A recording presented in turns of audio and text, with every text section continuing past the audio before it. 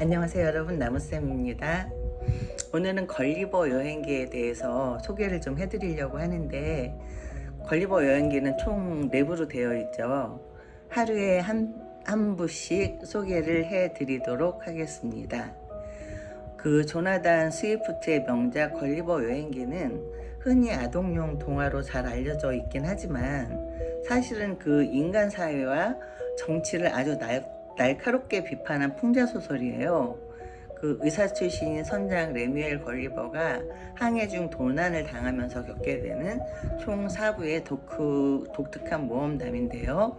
제1부는 외과 의사 출신의 레뮤엘 걸리버는 유능한 선장이자 모험가입니다. 그는 엔텔로프를 타고 항해하던 중 인도양 근처에서 거친 폭풍우를 만나 배가 파산하는 비극을 맞이합니다. 동료들을 모두 잃고 홀로 헤엄쳐 겨우 도달한 낯선 해안가에서 걸리버는 깊은 잠에 빠져듭니다. 잠에서 깨어난 걸리버는 온몸이 꼼짝달싹 할 수 없게 묶여져 있는 것을 발견합니다. 그의 몸 위로 기어다니는 그 존재들은 키가 고작 15cm 정도밖에 안 되는 소인국 릴리펫의 주민들이었습니다. 이들은 거대한 거인, 즉 걸리버를 말하는 거죠. 그 걸리버를 경계하면서 수백 발의 작은 화살을 쏘아대지만, 걸리버가 온순하게 굴자 음식을 대접하고 마취제가 든 그 포도주를 먹여서 그들의 수도로 안전하게 이송을 합니다.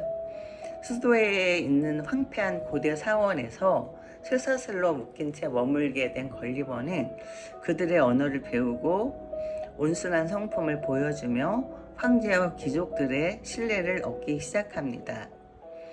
마침내 자유를 얻은 걸리버는 릴리퍼 사회의 내부를 깊숙이 들여다보게 되는데, 그곳의 정치 시스템은 실수가 나올 정도로 황당합니다.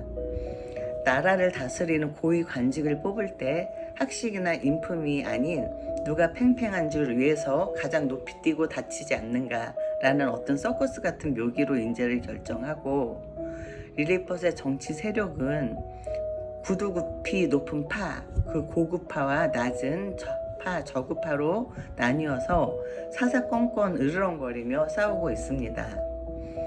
릴리펫은 이웃한 또 다른 소인국에 블랙푸스크와 오랜 세월 피비린내가 나는 전쟁을 치르는 중입니다.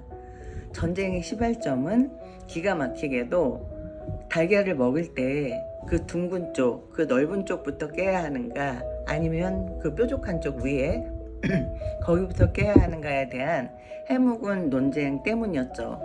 과거에 달걀을 깨다가 손가락을 다친 황제의 할아버지가 앞으로는 무조건 작은 쪽부터 깨라는 법령을 내리자, 이에 반발한 큰 쪽파 사람들이 블랙푸스크로 망명하면서 국가 간의 전쟁으로 번진 것입니다. 블랙푸스크가 대규모 함대를 이끌고 침공해오자 걸리버는 세갈고리와 밧줄을 이용해 적국의 군함 50척을 통째로 릴리퍼 항구로 끌고 오는 위대한 공을 세웁니다. 이 공로로 걸리버는 나라의 가장 높은 자기인 나르닥을 수여받으며 국민적 영웅이 됩니다.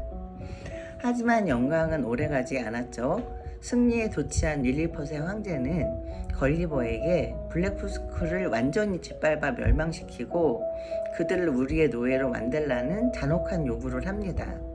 평화를 사랑하는 걸리버가 자유로운 백성들을 노예로 만드는 일에는 협조할 수 없다며 단호히 거절하자, 황제와 주전파 귀족들의 태도가 급변하기 시작합니다.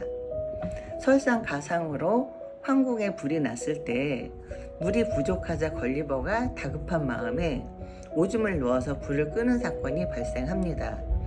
비록 궁전을 구하려고 하는 의도였으나 왕국 내 방뇨를 언금하는 그 법률을 어겼다는 이유로 왕비와 귀족들은 분노합니다. 결국 그를 시기하던 재상과 장군들이 결탁하여 걸리버에게 반역죄를 씌우고 양눈을 멀게 한 뒤 서서히 굶어 죽이자는 잔인한 형벌을 모의합니다. 이 음모를 미리 전해들은 걸리버는 큰 배신감을 느끼며 블랙푸스크로 망명합니다. 그곳 해안가에서 우연히 표류 중이었던 정상 크기의 보트를 발견한 걸리버는 소인들의 도움을 받아 식량을 싣고 바다로 나갔고, 마침내 지나가던 영국의 무역선에 구조되어 무사히 고향 가족들의 품으로 돌아오게 됩니다. 이것이 이제 제 1부 그 소인국의 그 내용인데요. 이렇게 1부는 동화의 탈을 쓴 날카로운 메스 소인국 이야기입니다. 어릴 적으로 그림책으로 접했던 릴리펀 여행기는 그저 거대한 걸리버가 귀여운 소인국 친구들과 만나게 되고 밧줄로 적선을 끌고 오는 그런 흥미진진한 모험담이었다. 하지만 성인이 되어서 원작에 가공되지 않은 일부를 다시 읽었을 때 밀려오는 충격은 정말 상당했습니다. 조나단 스위프트가 18세기에 쓴 이 작품은 아동용 모험소설이 아니라 인간이라는 존재의 추악함과 위선을 그 현미경 위에 올려놓고 해부한 통렬한 비판서이기 때문이었습니다. 굽 높은 구두와 달걀 껍데기, 이것이 우리의 현실과 무엇이 다를까요? 작가는 릴리펫이라는 그 15cm짜리 그 거울을 통해 당시 영국 사회의 정치와 종교를 무자비하게 비웃습니다. 벼슬을 얻기 위해 목숨을 걸고 줄타기를 하는 소인들의 모습은 권력자의 눈에 들기에 아첨을 일삼는 영혼을 파는 현실 정치인들의 모습과 소름 끼치도록 닮아있죠. 특히 달걀을 어느 쪽을 깨트릴 것인가라는 사소한 문제로 수많은 목숨을 앗아간 전쟁을 치르는 릴리펫과 블랙푸스크의 그 갈등은 실소를 자아내지만 이는 가슴을 서늘하게 만듭니다. 인류 역사상 수없이 반복되어 온 종교전쟁, 이념 대립, 정당 간의 사투 역시 한 걸음만 떨어져서 보면 이 달걀 전쟁만큼이나 본질없고 하찮은 명분 싸움이 아니었을까 하는 생각이 들기 때문이죠. 우리는 얼마나 자주 사소한 신념의 차이 때문에 상대를 악으로 규정하고 증오해 왔는지 한번 생각해 볼 만합니다.